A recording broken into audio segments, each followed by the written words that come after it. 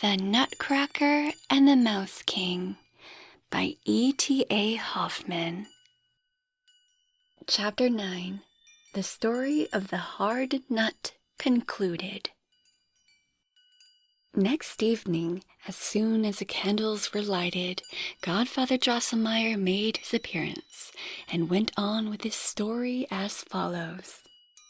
15 years were Drosselmeyer and the court astronomer on their travels, without coming on a trace of the Nutcracker.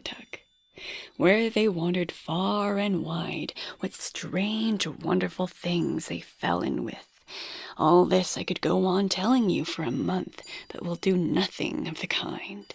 Enough to say that the sore troubled Drosselmeyer was at length seized by a mighty longing for his native place, Nuremberg. With extraordinary violence, this longing one day overpowered him, as he sat in a great wood in Asia, smoking a pipe of tobacco with his friend. "Oh, my beautiful mother city, who never has seen thee is much to pity. Though he travel to London, to Rome, to Bern, after thee his heart must always yearn. After thee, O Nuremberg, town so dear, that hath beautiful houses and windows clear."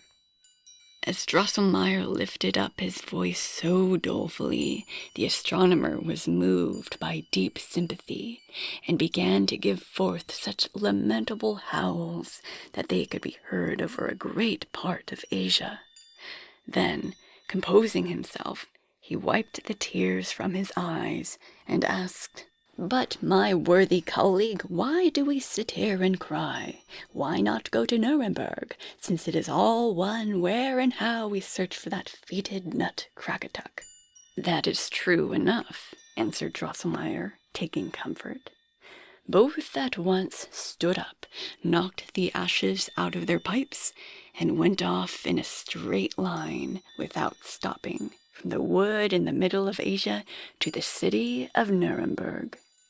Scarcely had they arrived there than Drosselmeyer hastened to his cousin, the doll-maker, varnisher, and gilder, Christopher Zacharias Drosselmeyer, whom he had not seen for many, many years.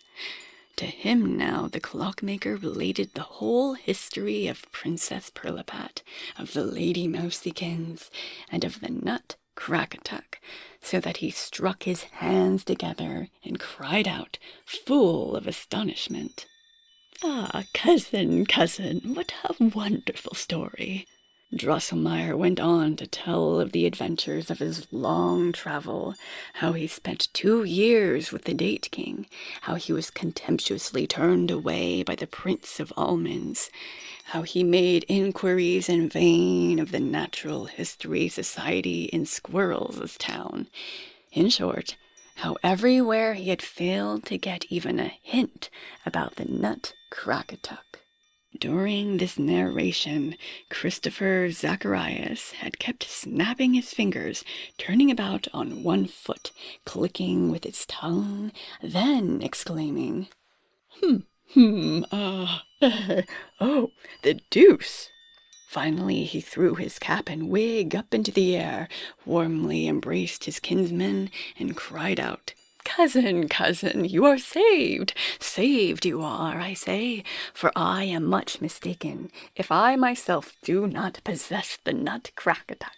At the same time he pulled out a box from which he drew forth the gilded nut of middling bigness.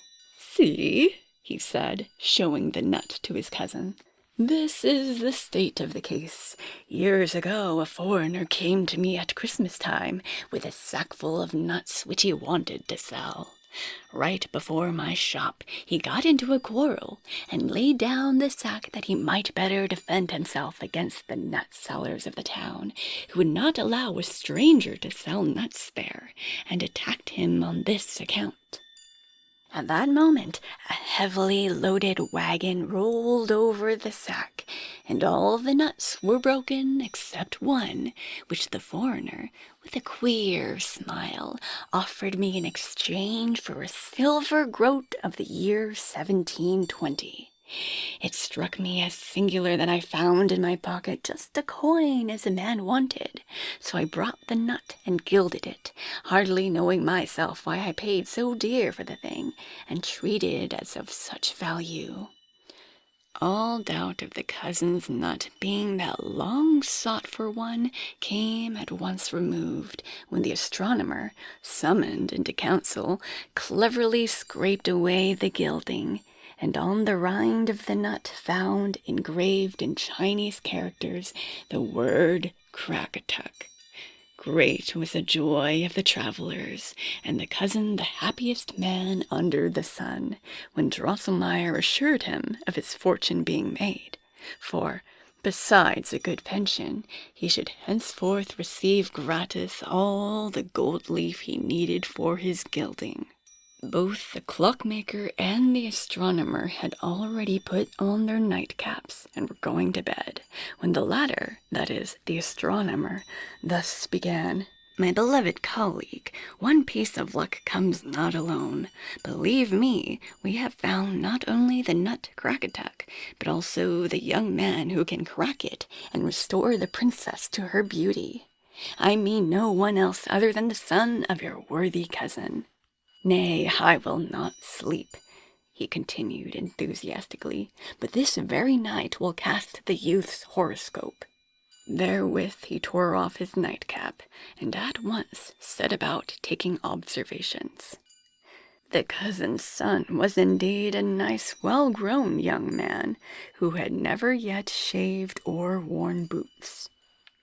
In his earlier youth, he had acted as a jumping jack for several Christmases, but that was not in the least perceptible, as his father had taken so much pains to educate him and set him right.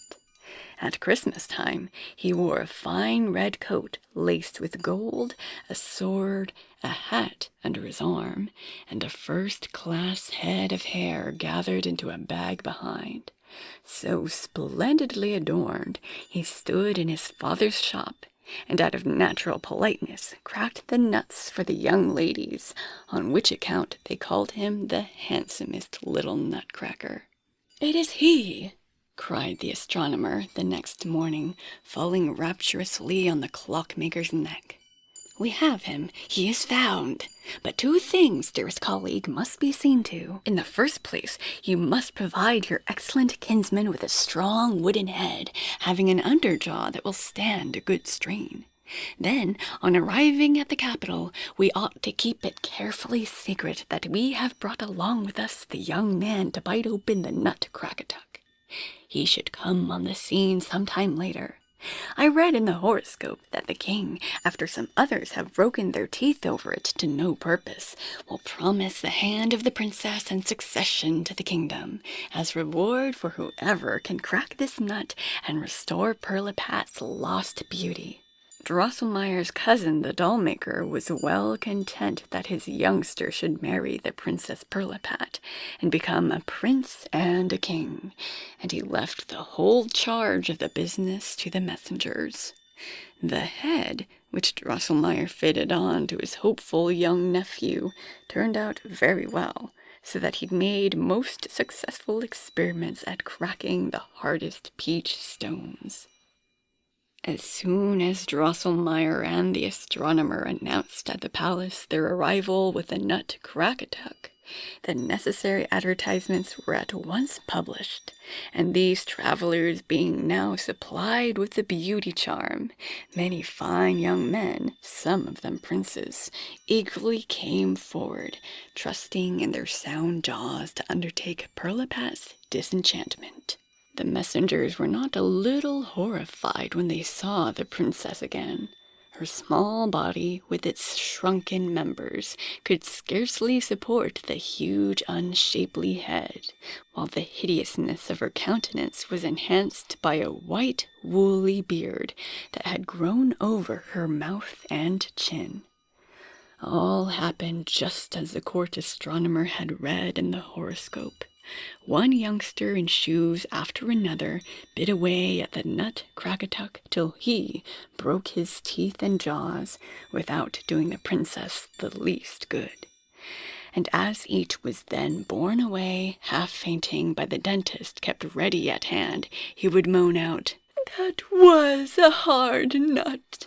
When now the king, in the anguish of his heart, promised daughter and kingdom to whoever would perform the disenchantment, there presented himself that pretty lad from Nuremberg, and modestly begged permission to make a trial. None of the candidates had pleased the princess so much as young Drosselmeyer. She laid her little hand on her heart and sighed deeply. "Ah, if it were he who would bite open the Nutcracker and become my husband." After most civilly saluting the king and queen, and also the Princess Pirlipat, young Drosselmeyer took the Nutcracker from the chief master of ceremonies, put it between his teeth, worked his head powerfully, and crack, crack, the shell broke into several bits. Dexterously picking from the kernel the rough fibers about it, he handed it to the princess with a respectful scrape of his foot, then closed his eyes and began to step backward. The princess at once swallowed the nut, and, oh wonder, the deformity was gone, and there in its place stood an angelic figure, the face dimpled rosy red and lily white, the eyes of shining blue, and the long locks curled like threads of gold. Music of trumpets and kettle drums swelled the loud exultation of the people. The king and his whole court danced on one leg as at Pirlipat's birth, and the queen had to be treated with eau de cologne, having fainted away in her transports of joy. Young Drosselmeyer, who had still the 7 steps backwards to accomplish, was not a little flustered by this great tumult, yet he kept his balance and stood raising his right foot for the last step, when Lady Mousykins, squeaking and squealing shrilly, ran out of the floor, so that in the act of setting down his foot, he trampled upon her, which made him stumble, and he had almost fallen. Oh, mishap! Suddenly was the youth become as deformed an object as Princess Pirlipat before. His body had shrunk up, and could scarcely bear the weight of the big, unshapely head, with great eyes staring out of it, and broad, horribly gaping mouth. Instead of his fine bunch of hair, there hung behind him a kind of narrow wooden cloak with which his lower jaw was worked. Clockmaker and astronomer stood beside themselves for dread and amazement, yet they saw how Lady Mousykins rolled all bleeding on the floor. Her ill nature had not gone unpunished, for, with the sharp heel of his shoe, young Drosselmeyer had trodden so hard on her neck that she must die. And, writhing in her death agony, she squeaked and squawked pitiably. "Oh, Crack-a-Duck, hard nut that proves my end! Ah, Nutcracker, thy hour is now at hand. Woe's me, but also woe to thee, my son, the Mouse King, with his 7 crowns, will soon avenge his murdered mother's wrongs on thee, thou ugly, spoiled, conceited doll. Oh, life so fair and bright, from which I fall to shades of gloomy death. I fail for breath, my last I speak. Oh, squeak." With this cried expired Lady Mousykins, and was carried out by the royal firemender. Hitherto no one had thought of young Drosselmeyer, but now Pirlipat reminded the king of his promise, and at once he ordered the hero of the day to be brought forward. But when the unfortunate fellow showed himself in all his deformity, the princess held both hands before her eyes, crying, Away, away with the hideous Nutcracker! Forthwith the High Marshal seized him by his narrow shoulders and threw him out at the door. The king, full of rage that a Nutcracker should be forced upon him as a son-in-law, put all the blame on the clockmaker and the astronomer, and banished them forever from his capital. That had not appeared in the horoscope which the astronomer cast at Nuremberg, but he did not fail to make fresh observations, and now read in the stars that young Drosselmeyer might take heart in his new condition. For, in spite of his deformity, he should yet become a prince and a king. His unshapeliness, however, could disappear only when the 7-headed heir of Lady Mousykins, whom she bore after the death of her 7 elder sons, should have been slain by his hand, and when a lady had fallen in love with him, deformed as he was. You must have actually seen young Drosselmeyer about Christmas time in his father's shop at Nuremberg. A Nutcracker, it is true, but also a prince in disguise. There, children, is the story of the hard nut, and now you know why people so often say, "That was a hard nut to crack," and how it comes that nutcrackers are so ugly. So ended the counselor's tale. Mary thought that Princess Pirlipat was an ill-natured, ungrateful thing, but Fred assured her that if Nutcracker were a brave fellow, he would easily do for the Mouse King, and soon regain his former lovely appearance.